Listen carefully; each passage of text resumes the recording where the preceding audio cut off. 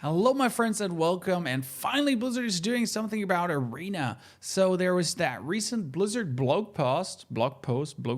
Yeah, I was pretty shitty. About Arena changes. So how they're planning to actually solve the 90% mage, 0% priest, and then somewhere in between the others. So they had this great idea to be actually cutting some cards that are either useless or way too good, maybe at some point. And they actually said, well, maybe we're going to be working on rarities too as something to work around that. But hey, we need the community feedback to kind of do this. Not that for years already people are saying that Flame Strike is kind of, yeah. So like, it's not like the feedback is there, guys. You're already getting it. Firelance Portal's a rarity. But hey. So, we get like some changes actually for the mage, for example. They put out the Forgotten Torch, Snowchugger, and Faceless Summoner. I think that's pretty good, to be fair. Like, the Forgotten Torch is like double power spike. How often have I been like, okay, I got Torch now, and then actually someone like randomly, mysteriously top decks the Torch like just a few turns later already, or like instantly next turn and does 6 damage again. So I'm kind of happy about that. Snowchugger also was like a real bummer in the butt, often as a 2-drop. Actually, like sometimes it was really an instant lose. Because if you're playing a rogue or a druid and they get a Snowchugger out early, it has been fact, or a warrior, for example. I mean, I've been getting mage and then Snowchugger against a warrior, and the warrior just lost. He actually played weapon, GG. He couldn't get me. So find that okay. Water Elemental is still in, so it can still happen. And Faceless Summoner is like an insane power spike. I mean, I've been having people like, Faceless Summoner, game over. No chance. If the 3-drops are good and you're not by any chance mage or like priest as a light bomb or brawl, like, whatsoever, vanish, not happening. That dude is hard to kill. Like the power of him putting like just turn 6, bam, vaporized, more or less. You have no chance. So mage change is definitely good. I mean, it doesn't solve the problem of Firelance Portal, but Firelance Portal is in the end okay, because the 5-drops can be really shitty. I mean, you get the Stormpike Commander for 2, racked. Therefore, it's kind of okay. For the Rogue, we have the Goblin Autobarber and the Undercity Valiant. That's definitely good, I gotta say, because often like the auto barber is like kind of super annoying. If they get that out in early game with their 3-2 weapon and they play another one where they have like 4 of them in the deck because their rarity is like shitty. I mean, if they change the rarity of Goblin Auto Barber, they don't need to take it out. But like with the rarity it has, it's like just a real bummer problem. The Undercity Valiant, I don't know, didn't have to get removed. That wasn't really the problem. I mean, no. That made like Rogue okay, but I guess still the problem is like if Rogue actually gets an Eviscerate or a Shadow Strike. Like Shadow Strike. This is the real problem. Especially with the rarity, Shadow Strike, Shadow Strike, Shadow Strike. Like recently, Rogue against me 2 Shadow Strikes, 2 Eviscerates, and yeah, what you gonna do then? Like crazy, right? But on the other hand, like you're gonna draft the other cards more, so like they won't appear, so the chances get kind of higher for the other cards. That's like somewhere where you have to see that. Paladin has no changes at all. It's okay. Paladin hasn't been like that dominating as it used to be. I mean, I have the feeling like Muster for Battle is not being drafted ever anymore, or just not appearing because so many cards are out. Therefore, I'm kind of okay with that.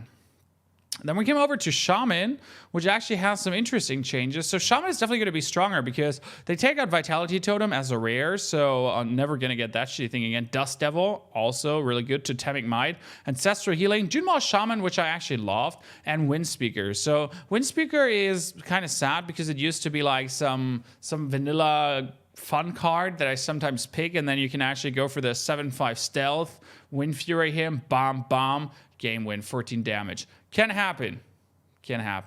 But well, Jumal Shaman is kind of sadness. I liked him too. He does like super power creep, put him out, and then so I gave him the face. But if you consider not being able to get them anymore, especially with rarity wise, might be that Shaman goes even stronger now. Especially if you never have the chance to get like Totemic Might, Dust Devil, or Vitality Totem, because you actually do never pick them. For Warlock is, honestly, I'm really happy here. I'm really happy here. I mean, Anima Golem, you get an epic and you see an Anima Golem, you're like Dreadsteed, Anima Golem, and then random shitty epic. I don't know what. Doomsayer. Okay, you can pick a Doomsayer. But you know what I mean. Therefore, Anima Golem, really good. Sacrificial Pact also, whoever picks that.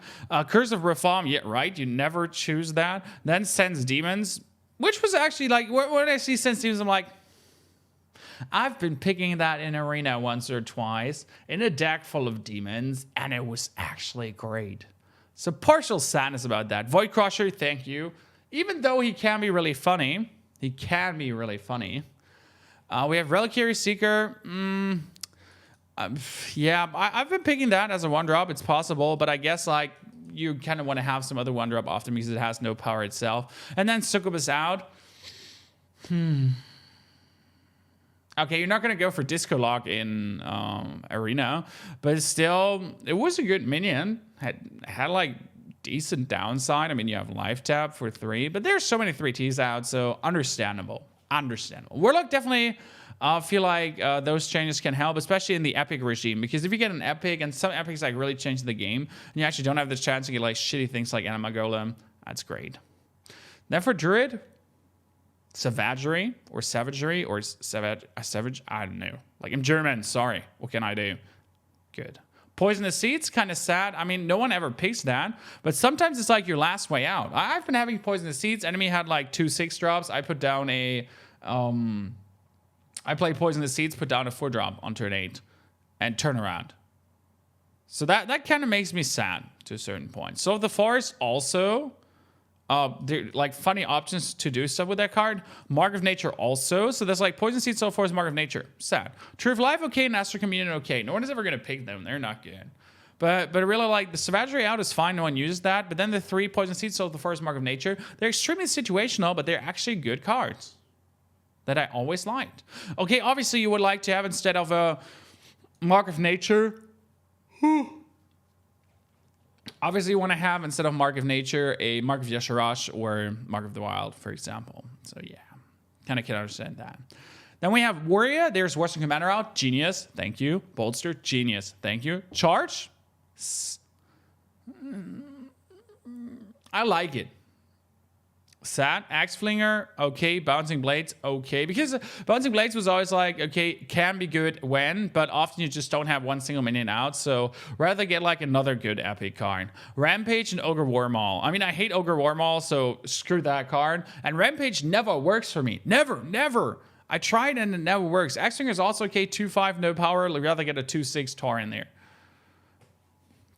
Good job. Then we have for Hunter, and here it gets really, really sad for me, actually. Scarving Buzzard. Okay, no one drafts that.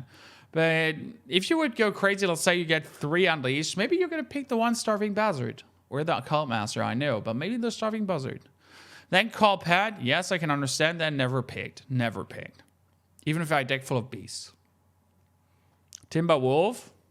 Well, Timberwolf, I get 3 to 4 Unleashed, which is possible, more than possible. I pick a Timberwolf sometimes. Cobra Shot, really sad. I almost pick like 1 Cobra Shot every draft, and it kind of is funny, especially like, you know, Snake Commander reporting for duty, his. And then Lock and Load. Why did they take Lock and Load away? I mean, it's one of the most situational epics probably ever because you need a lot of spells to make it work. But we already made it Lock and Load Hunter in Arena, and it actually went for freaking 8 wins. Dart Trap, thank you. But then Snipe. Why Snipe? Snipe is great. Snipe is not situational. Snipe is just great. You play it on turn 2, it's good. Tempo card. Like coin 2-drop Snipe. Bad Scientist, Snipe.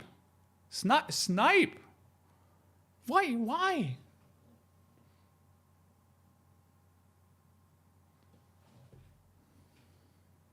Ultimately, we have also then the Praise. So Mind Blast. Mind Blast has won me games. I have drafted a Mind Blast just to win. To go for Face Praise and then Mind Blast. Also Shadow Bomber. Shadow Bomber is okay. You almost never pick that. Lightwell, never picky. Well, I get like a double Inner Fire draft, but Lightwell never was picked. Power Glory is okay. You never go for that. Confuse is understandable, but Convert not, because Convert is not a bad card. Convert on turn 8, you copy a 6-drop, play a 6-drop, for example. Or somewhere along that line, you copy his 9-drop, Shadowwood Pain, then play it next turn. And then they take away Inner Fire.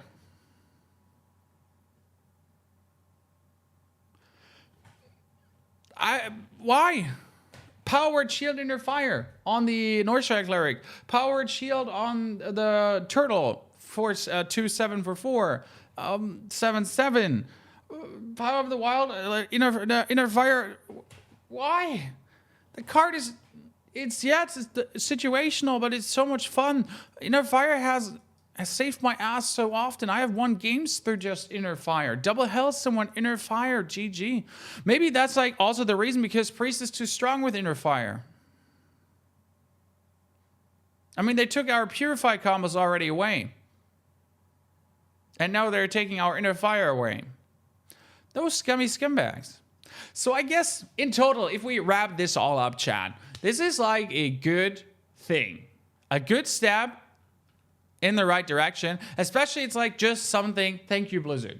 Okay? Thank you, Blizzard, for showing this. Thank you, Blizzard, for doing this. For actually like reacting. Because there was the outcry was big.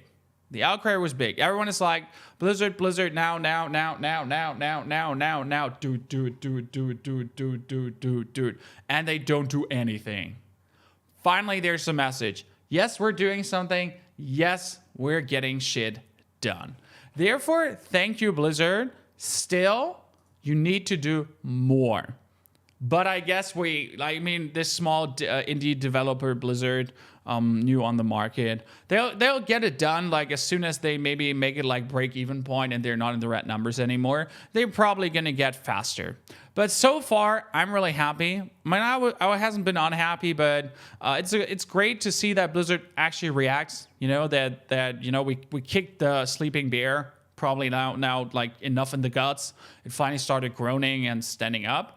So happy. Welcome to the real world, Blizzard.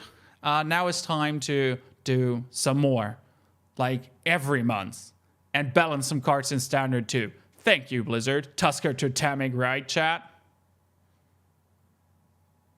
Okay. Thank you for watching, guys. Thank you for being here. Hope you liked the video. If you have anything to say, if you have some comments to throw in, what do you think about the arena changes? Feel free. I'll read everything and mostly like if there's any sense in replying, I'll do that.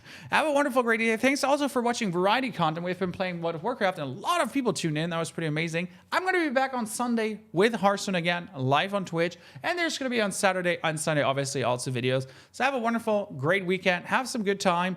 Don't forget to tune in, and see you soon again on live stream. Come inside, meet your friends at the door. We've got a feast like you've never seen before. Shake your stuff to our musical beat. Play life-size chess, but don't you dare cheat.